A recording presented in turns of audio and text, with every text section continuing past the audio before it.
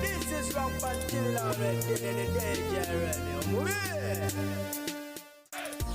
Bwentyo nyongera okubanirizaako abagalwa abalungi abagyekumiddeko nenyongera okubeebazaako gyonna gye mutusizaako engalo olunaku olwaleero kansuubire nti muli bulungi yonna gye musinzira okuba nga ate mugyekumirako. Embeera y'omukulu amanyiddwa nga Honorable Muhammad Sseggirinya eyongera kuba nga ate eyononeka olunaku olwaleero. Ababaka ab'enjawulo okuva mu kibiina kya National Unity Platform bagenze maaso okuba nga ate bamukyalirako mu ddwaliro, naye nga bye bagenze maaso okuba nga ate batutegeeza basanze mu ddwaliro mwana tuttu tebiwoomya ttooke. Omubaka asooseeyo ye mbaka w'Emityana amanyiddwa nga Honorable Francis Zake, era ng'ono agenze maaso okututegeeza nti amusanze mu mbeera eyeraliikiriza olw'ensonga nti ono alimu okwesika era nga okwogera omukka abakamubake omubiri gwe guzimbye, era nga agamba nti amunnyonnyodera amutegeeza nti amaze ennaku eziwerako ddala 3 nga talya, era agamba nti ne b'ofiisi abagenda maaso okuba nga ate bamukuuma baaganye ba family members be okuba nga ate munange bamuleetera ku kamere, bwe batyo ne bamutegeeza nti teri kubanga afuna ku mmere olw'ensonga nti ge mateeka agenda maaso okuba nga ate gafuga ekkomera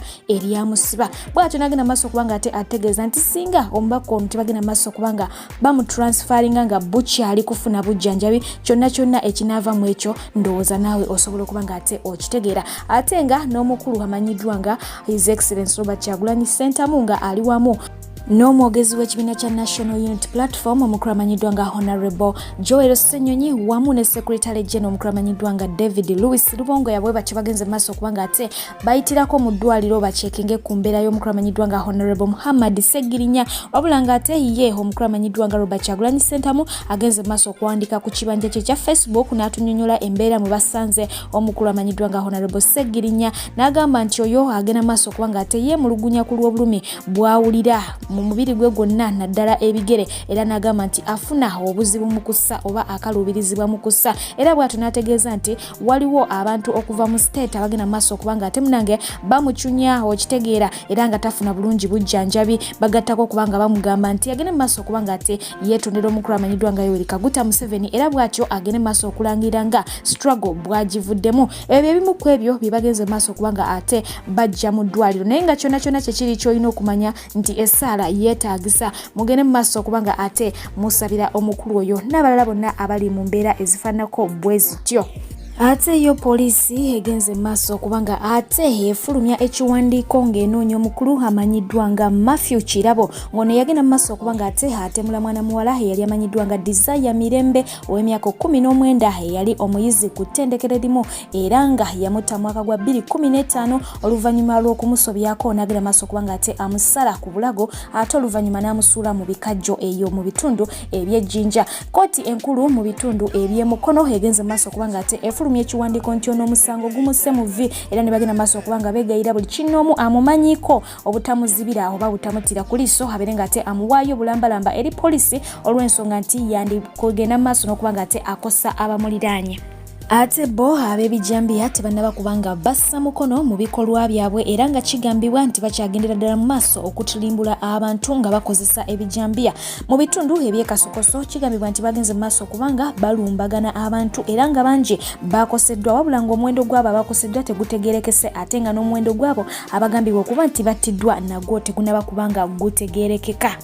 Ate yo gavumenti ya Uganda erina etteeka lyereeta, era nga lino si ddala ly'etteeka ly'okutunda ebitundu by'omubiri eby'omunda ng'omuntu afudde. Kinajjukira nti kino kibadde kitera okukolebwa ku bantu abo ababa bafudde accident oba kiyite akabenje, naye gwe ne woonaba ng'ofudde eddogo oba biki bajja kuba nga ate munange ebitundu byo babikujjamu babeere nga babiwoggana. Ate okudda ku Equity Bank ng'eno ettabi lyalyo erisangibwa wali eri mu Kawempe ligenze mu maaso okuba nga ate lyolekerwa nabe oluvannyuma lw'enkuba efudde embi olunaku olwaleero okumamulako akasolya kaalyo.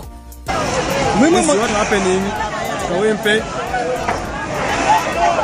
Equity Bank looked off.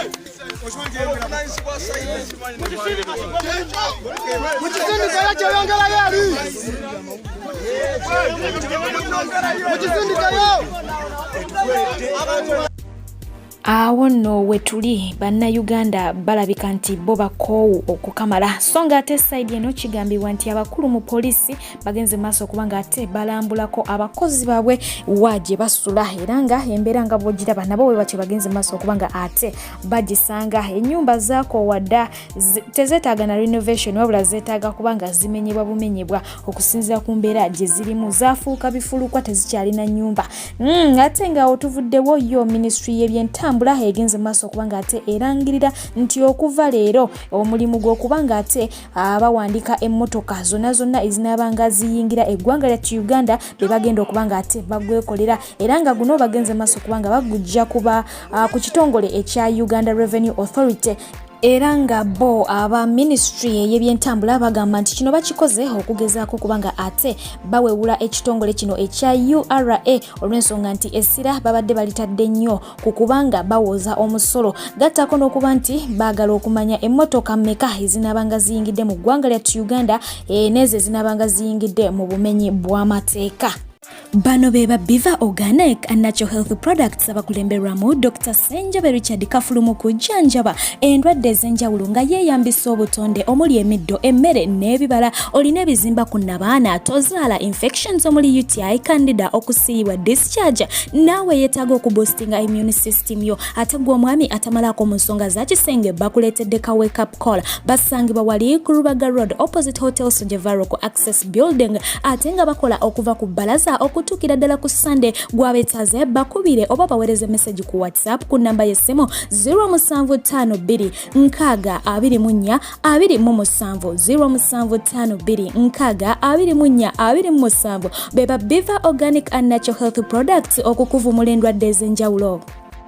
Okudda ku Entebbe Express Highway go agavayo gagamba nti okutandika nga ennaku z'omwezi lumu January w'omwaka 2022 oluguudo luno lugenda kubanga ate lwakusasulira bonna banagenda maaso kubanga ate balukozesa wabula nga ate bo ab'ebigere n'ab'obugaali bo batangiddwa era nga babategeezezza nti tebeetantala okubanga ate bakozesa oluguudo luno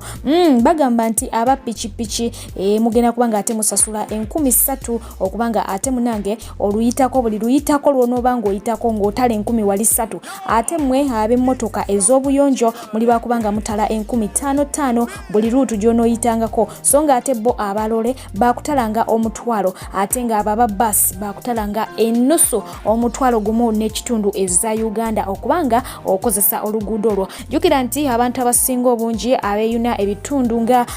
Mityana nga bava Ntebe bava ku airport abadda Jinja Mukono batera nnyo okozesa oluguudo luno okusobola okuba nti munange bewala kye bayita jaamu abahoyima bonna bombo mujja kubanga ate ssente ez'omukola kye muzisasula. Olunaku olwalero tujjukira nti lwe lunaku omukulu amanyiddwa nga Robert Kyagulanyi Ssentamu lwe yabeera nominated okubanga ate yeetaba mu mpaka z'obwa pulezidenti wa Uganda omwaka gwa 2021 okutuukira ddala ku mwaka gwa 2026. Byonna ebyaliwo tubijjukira bulungi nnyo era nga bw'atyo bwe yalabikako ne mukyala we amanyiddwa nga Babi Itungo era nga tugenda mu maaso okubanga tulujjukira n'okubanga tuluteeka mu byafaayo by'eggwanga lyattu Uganda. Era nga kijjukira bulungi nnyo nti akavuyo kangi nnyo akaaliwo ku lunaku luno era nga abantu bangi nnyo abaakusibwa era nga ne suuti ey'omwana tuyagenda okutuuka ewaka nga eri mu biwaguwagu. Kansuubire nti mufunyeemu olunaku olwalero mu mawulire gaffe era nga ngina kubanga ate njagaliza omukulu amanyiddwa nga Mr. Ray amazaalibwa amalungi agamwagaliza si mulala ye mukyala amanyiddwa nga Nakalema agamba nti akwagala ebitenkanika webale kubeera mukwano gwe webale kumwagala webale nnyo webalire ddala ngina kubanga ate mbalekera omukulu amanyiddwa nga Alozias wa Rubaga ng'agenda maaso kubanga ate ayogera ku mbeera y'omukulu amanyiddwa nga Honorable Segirinya Butya bwe balina okubanga ate bakikwasaganya atakumira mpera bankumire nga bulijjo mbeera Fifi the News Anchor musule bulungi mbagala nnyo mweraba. Kasegirinya ali atya Muganda Kusegirinya tali bulungi. Era nze okunyola kwange kugenda nnyo mu kitongole ekiramuzi. Omulamuzi ne bakulipotingira ne bakugamba nti ono mulwadde. Mu bigambo byonna by'okozesa okukola ruling y'olwo olunaku, either to adjourn oba okukola ruling oba hearing, ne mutabaamu kigambo kigamba nti mumutwaleko mu ddwaliro bamukebe. Sewanyana n'asituka okwagala okweyambula empale honorable ku lutimbe lwamanyi nti ensi yonna ey'M2 eri mu kulaba nga tatidde kuswala nga ne baganda baffe abakalamujja abasembayo okuyiga okwambala wakiri bakwatanga obuntuntu ne babusibawo omuntu aleme kubala naye naga nti kankulage ekisebo omulamuzi oba nnyabo n'otavaayo kugamba nti mumutwale mu ddwaliro tufune medical examination tulabe bw'ayimiridde oba atabuse bwongo yes n'otavaayo ku ekyo mu statement zonna z'okolobokosiza ebigambo 10 ne mutabaamu kigambo ekyo ddala gwe ekitongole ekiramuzi tuba tukyakwesiga kyenkana ki era ddala tuba twebuuza okolera ani era ddala tuba twebuuza wazze ne free mind oba wazze ng'oledde byosoma biri ku script tolina kutambuza bwoti omusango bw'otuuka wano okole bwoti bw'otuuka wano okole adjournment so n'olw'ensonga eyo baganda baffe tebali bulungi balwadde naye okunyola kwaffe kuli eri ekitongole ekiramuzi kitasobola kulaba na respecting kibayita human rights era ekitongole ekiramuzi kiba nga kitambula bwe kityo twebuuza tuddewa tugendewa kati ffe bannayuganda abaagala obwenkanya n'eddembe mu nsi yaffe n'okugoberera amateeka olwa bawulirako omunkubo nti ali mulago ali luzira mu ddwaliro ewatuufu we wawaali kakati confusion eyo yonna ejja kiki kye beewala okutegeeza bannayuganda wajali tugendera ku mawulire ga bannaffe nga leader of opposition honorable Mathias Mbuga yagenze kuzira namusanga musiki bay nze bansibira ku action pay teri aspirin teri ki twali mu kiseera ekyo ne baganda baffe abalwadde ba HIV nga tebasobola ku accessinga babayita aba art tebasobola ku accessinga ddagala lyabwe bw'obanga tusobola kufuna ebyo eddagala ery'obwerere n'ensi zerituwa munkakasa mutya nti gavumenti esobola okuteeka musingi 10 bamutwale mulago bamutwale luddawa naddala n'abamu mwala ba Honorable Ssegirinya yalaga ebigere nga bivunda tetumanyi oba ku sementi mwasula gakimanyi bamutasula ku mufaliso oba bayiwawo obutwa kuba ebigere obiraba nti bivunda bizimba naye n'olaba nti ate abamukuto baba musibe tebalina busaasizi bulaba nti omuntu oyo alina eddembe lye ery'okubeera nga mulamu kuba tusuubira nti tojja kukozesa mulambo era ojja kulaba nti Ssegirinya singa kiba kibadde naye nga tetwagala kibaddewo ojja kubalaba nga bapapa nga bagula zikeesi ojja kulaba nga bapapa nga bagula nga bapangisa zi funeral services company ezo eziyambako mu kuziika naye tubagamba ojja kulaba era nga bapapa nti tugenda kuyamba okuwa famire ya Ssegirinya miliyoni 10 ziyambeko ku baana mu kubaweerera school fees ng'amaze kufa so nga tuwona akakisa kakyaliwo ak'okutaasa obulamu bw'ababaka baffe abo babereme kubeera nti ate wagwawo ekikangaba kyetutayagala ffenna bannayuganda kikole ki kigwewo so tubategeeza nti omusaayi gwabo gujja babeerako ku mitwe singa wanaaba waliwo ekiguddewo jukira nti emisango egiba gyeteekaako ekyo katemba butemba nooza balina kye baagala okuyisaawo naye tesobola kuzanyira ku bulamu bwa muntu gwe ng'olina kye baagala okuyisaawo oba ng'olina ky'obala mu byobufuzi ekyo ffe tukiwakanya ffe ng'ababaka naye ate era n'ekirala twagala abantu abasinga obungi basooke bagemebwe kuba n'eddagala lennyini terikola ki teririiwo tetulaba ku lwaki oba weesiba ku baka ba paalamenti b'osobola okuwa ekiragiro mu tugende twekebeze kubeera ebiragiro byaba bituwaako nga tukyali wabweru wa paalamenti mu kugamba muweetiiye naye ate kaakati batugambe tugende tukole ki twekebeze nga buli ayingira oleeta ekibaluwa nti weekebezza naye ate nga tonnamatiza ggwanga lyonna n'abantu betukulembera gye basula ali osobola kwesiba ku baka ba paalamenti 5 ku bantu obukadde 40 n'ogamba nti oyagala baka 5 babeere nga beegemeza ate ffe abateeseza eggwanga ekyo ffe tukiwakanya ne sekuwakanya ate ne mumateeka temulimu kawaayiro kamuwa kiragiro oba buyinza obwo kubeera nti akugira ababaka ba paalamenti okuyingira paalamenti nga tebagemeddwa era osaanye okimanye nga nange bwe nkimanyi nti buli lwe bagenda okugemebwa eddagala eryo olina ekipapula ky'osayininga waliwo obukwakkulizo minisita y'ebyobulamu bwe yejjako obuvunaanyizibwa nti singa obanga ofunye obuzibu obuva mu ddagala lino eno tebavunaanyizibwa era teri ngeri yonna gye bajja kukola kikuliririramu ekyo bwe kibanga bwe kiri basooke bamatiza eggwanga lyonna era bakwate ensimbi ennyingi eddagala tumanye nti ddala eddagala bwe liri naye abantu baganye buganya okukola ki okwegemeza naye ekyo nga tekinnabayirawo ekyo tujja kukiwakanya abaana bammwe banaasobola okubeera mu masomero agali public banaasobola okwogera amannya gammwe nga mugenda mukola ebikolobero bwe bityo erinnya lye mukolerera n'ebizimbe n'ebyobugagga bye mukola binaasobola okustandinga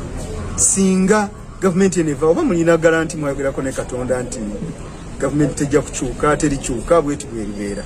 kozi ayogedde ebigambo bino gwanisebo nze Kiza Akim Sawula Lord Councillor wa Lubaga North Bya Parish ate Minister ku kikolwa ekibuga owa engineering physical planning ebyentambula n'ebyengu